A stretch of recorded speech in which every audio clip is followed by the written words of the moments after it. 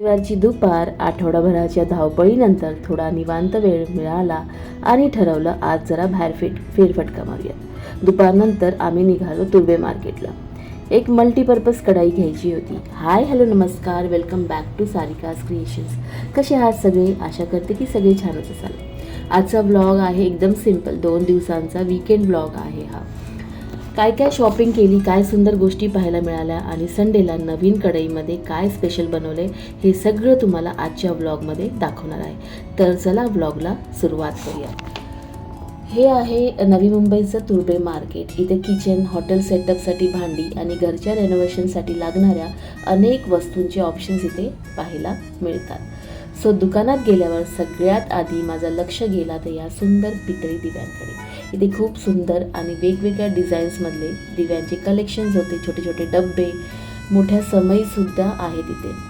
आता सणासुदीचे दिवस सुरू झाले आहेत, त्यामुळे घरच्या पूजेसाठी, होम डेकॉरसाठी किंवा आपल्या जवळच्या व्यक्तीला गिफ्ट देण्यासाठी हे खूप सुंदर ऑप्शन्स आहेत. सगळंच खूप आकर्षक आणि छान होतं. वीकेंड असल्यामुळे ना दुकानात गर्दी होती, त्यामुळे जास्त काही शूट करता आलं नाही, पण जेवढं जमलं तेवढं तुम्हाला दाखवत आहे.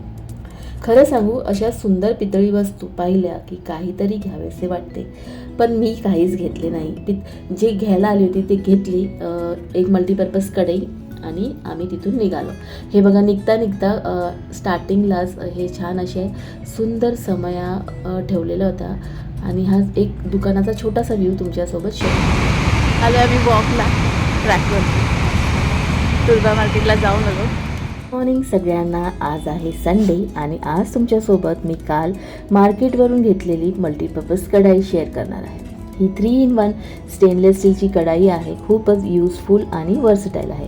यात इडली, मिनी इडली, ढोकळा, अळूवडी, कोथिंबीर वडी, इवन मोदकसुद्धा स्टीम करू शकतो आपण.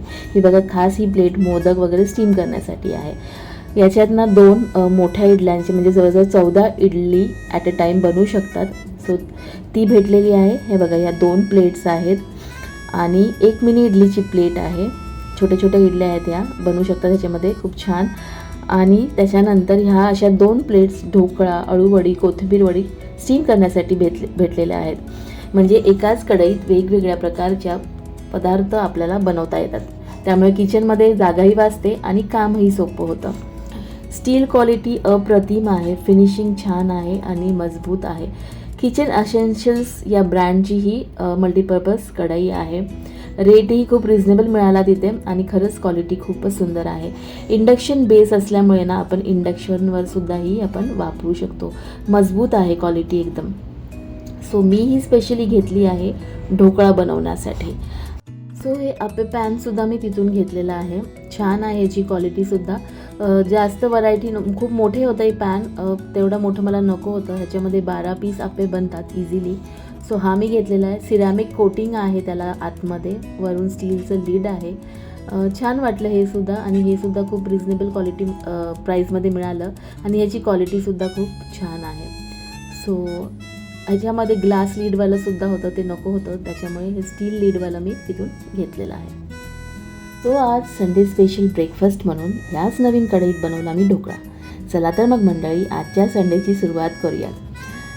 खरंच खूप छान रिझल्ट आला या कढईचा आणि जो ढोकळा बनवला ना तो पण खूपच अप्रतिम झाला होता. बघा किती स्पॉन्जी बनला आहे हा ढोकळा.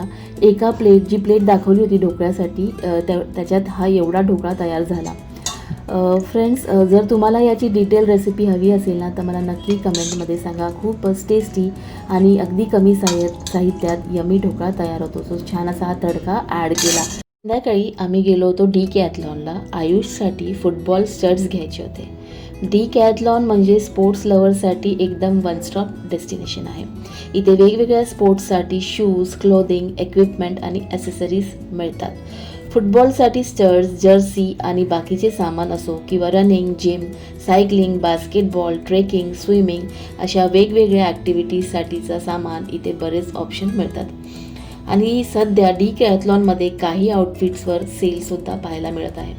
त्यामुळे स्पोर्ट्स शॉपिंग करायची असेल तर एकदा नक्की व्हिजिट करून बघा. रात्री घरी आल्यानंतर अगदी सिंपल जेवण बनवलं. डाळ, भात आणि दुधीची भाजी. डाळीला छान अशी फोडणी दिली आणि गरमागरम जेवणाचा आस्वाद घेतला.